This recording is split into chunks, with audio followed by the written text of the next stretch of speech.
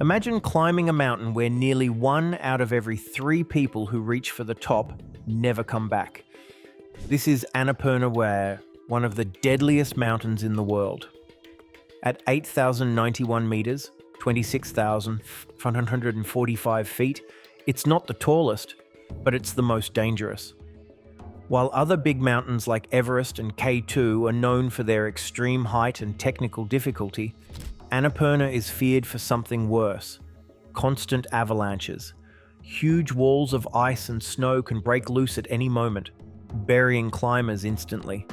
The first people to reach the top did so in 1950, led by French climber Maurice Herzog. Since then, many have followed, drawn by the challenge and the dream of standing where few ever have. But the cost is high. With a fatality rate close to 30%, climbing Annapurna is like rolling the dice with your life. So why do people still try? Is it for fame, adventure, or something deeper? The need to test human limits? Whatever the reason, one thing is clear. On Annapurna, there is no room for mistakes. Annapurna I is just one peak in a larger mountain range called the Annapurna Massif, located in north-central Nepal.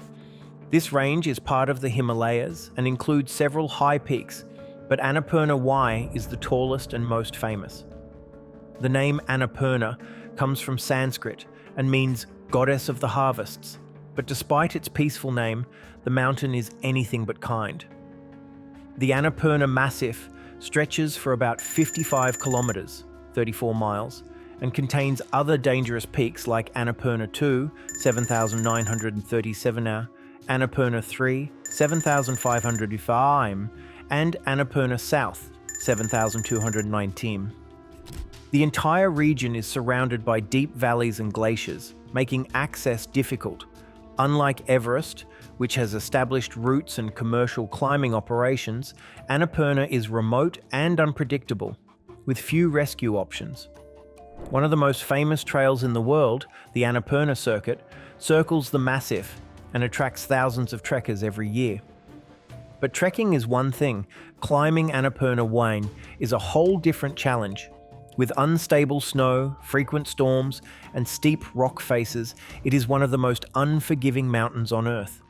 Yet, despite the dangers, Annapurna continues to call climbers from around the world. But only a few will return to tell the tale. Before 1950, no human had ever climbed a mountain higher than 8,000 meters. The biggest peaks of the Himalayas were still untouched, waiting for someone to conquer them. That moment finally came with Annapurna I. In June 1950, a French expedition led by Maurice Herzog set out to make history. Unlike Everest, which had been attempted multiple times, Annapurna had never even been mapped properly. The team had no clear idea of what route to take, and they had to figure everything out as they went. After weeks of exploring the mountain, they finally decided on a path up the north face. On June 3, 1950, Maurice Herzog and Louis Lachenal became the first people to reach the summit of an 8,000-meter peak. But the victory came at a terrible cost. The climb had drained them completely, and on the way down they lost their gloves in the freezing cold. Without proper protection, both men suffered severe frostbite. By the time they got back to base camp, their fingers and toes were so badly damaged that they had to be amputated without anesthesia. Despite their suffering, the successful climb was a huge achievement. It proved that humans could conquer the world's tallest mountains, and it inspired future expeditions. But Annapurna had already shown how deadly it could be, and in the years that followed, many climbers would not be as lucky as Herzog and Lachenal. Climbing any 8,000-meter mountain is dangerous, but Annapurna I is the deadliest of them all. Over the years, it has gained a terrifying reputation with a fatality rate of nearly 30%. That means for every 3 climbers who reach the top, 1 never makes it back. No other major peak has a risk this high. The biggest danger on Annapurna is avalanches. The mountain's steep slopes are covered in unstable snow and ice, which can break loose at any moment. Many climbers have been swept away while climbing or sleeping in their tents. Even the best mountaineers in the world can't predict when an avalanche will strike. Unlike Everest or K2, where altitude and technical difficulty are the main threats, on Annapurna, survival depends mostly on luck. The numbers tell the story.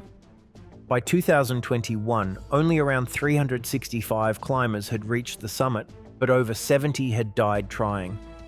In comparison, Everest has had thousands of successful summits with a much lower death rate. For years, climbers avoided Annapurna because of these risks. Even today, only the most experienced and daring alpinists attempt it. Many have succeeded, but many have also disappeared without a trace. Yet despite the danger, the challenge remains irresistible. Every year, new climbers arrive, hoping they can beat the odds and survive Annapurna's deadly slopes. But history has shown that the mountain rarely shows mercy.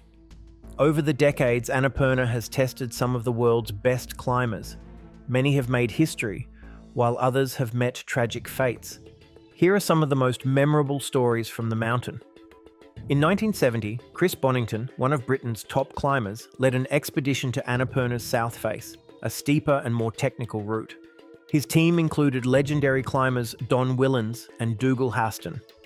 After weeks of battling extreme weather, Haston and Ian Clough reached the summit, but tragedy struck on the way down.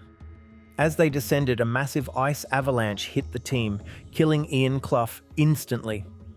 In 1978, a team of American women led by Arlene Blum attempted Annapurna. At the time, women were rarely given the chance to lead such expeditions. Their success would prove that female climbers were just as strong as their male counterparts. In a historic moment, Vera Komarkova and Irene Miller became the first women to reach the summit of Annapurna. However, they too faced tragedy. Two climbers from their team, Alison Chadwick-Oniskevich and Vera Watson, died during the climb. The 1987 winter ascent climbing Annapurna is deadly even in the best conditions. Doing it in winter is almost unimaginable. But in 1987, Polish climbers Jerzy Kukuczka and Artur Heiser pulled off an incredible feat by reaching the summit in the freezing cold of winter. They became the first to climb Annapurna during the harshest season, proving their unmatched endurance and skill. One of the most daring Annapurna ascents happened in 2007, when Slovenian climber Tomaž Humar attempted to climb the mountain alone. He took an extreme route up the south face, battling massive avalanches and unpredictable weather. Against all odds, he survived and made it back down, adding to his legend as one of the boldest climbers of his time. These stories are just a few among many. Some climbers made it, others didn't. But each expedition added to Annapurna's fearsome reputation. The mountain does not play favorites. No matter how skilled, every climber risks everything. Even with modern gear, better weather forecasting, and satellite communications, Annapurna is still as dangerous as ever. Climbers today may have more advanced equipment, but the avalanches, unpredictable weather, and extreme cold remain just as deadly. One of the biggest challenges now is climate change. Warmer temperatures have made the ice and snow even less stable, leading to more frequent avalanches. In recent years, climbers have reported that Annapurna's glaciers are melting faster, creating new dangers like falling ice and rock slides. While some argue that changing conditions make the climb easier, most believe it has only made the mountain more unpredictable. In 2024, Spanish climber Alex Chicon attempted a daring winter ascent of Annapurna I, a nearly impossible feat. His team battled extreme cold, powerful storms, and exhaustion, but the conditions became too dangerous, forcing them to turn back before reaching the summit. Annapurna had once again proven that it decides who succeeds and who doesn't. Despite the risks, climbers keep coming. In 2021, a record 67 people reached the summit in a single season, thanks to carefully planned weather windows. But the risk never disappears. One mistake, one unexpected avalanche, and even the best climbers can be lost forever. As the mountain continues to change, one thing remains the same. Annapurna I is more than just a mountain. It is a true test of human endurance, skill, and luck. With one of the highest death rates of any peak on Earth, it has earned its reputation as the most dangerous 8,000-meter mountain.